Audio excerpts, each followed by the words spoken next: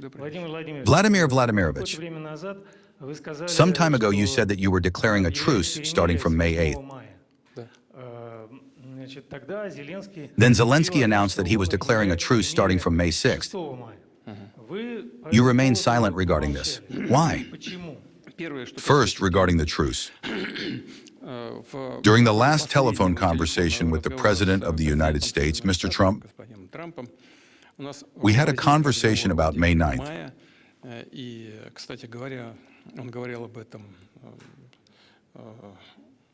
And by the way, he spoke about this very worthily in my view.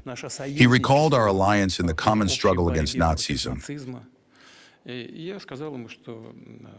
And I told him that I planned to declare the 8th and 9th. Why the 8th? Because in the West it is the 8th, and Ukraine has joined this. They now, in my opinion, also consider the 8th to be Victory Day. But that is not important. What is important is that President Trump actively supported this, and literally a day later we announced it.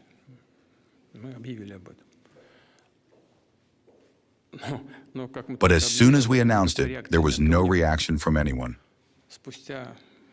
After, I don't know, a day or two later, when apparently they in Kiev had thought and realized for certain that this was supported by the United States administration as well, they apparently considered it a benefit for themselves to react to it.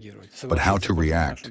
Simply agreeing with our proposal was, apparently, considered disadvantageous for them, and therefore they came up with another proposal. From the 6th. You know, for us, for Russia, after all, May 9th is not a comedy show with playing on keyboard instruments. For us, it is a holy day because every family of ours suffered.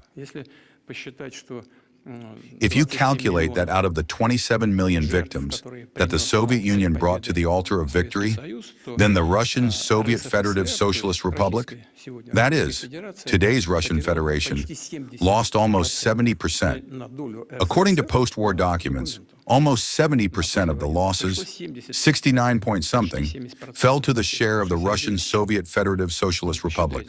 Well calculated. If 27 million are the total losses, then how many will the losses of Russia be? Well, almost 19 million people. Of course, for us, this is an event that concerns every citizen of the Russian Federation, every one of our families. And we are not playing any games here. We made a proposal. For 2 days, no reaction followed. And then suddenly, some kind of games regarding this began. We do not play these games. But since a later proposal from the U.S. President also arose to carry out an exchange, which we ourselves had proposed on the 5th, well, you can ask Bortnikov. He won't hide it. We sent a whole list, 500 people. Then, of course, we welcome this and we're ready to do it. And we did it. We extended this truce for another 2 days in the hope of carrying out the exchange. Well, I hope that in the end we will do it.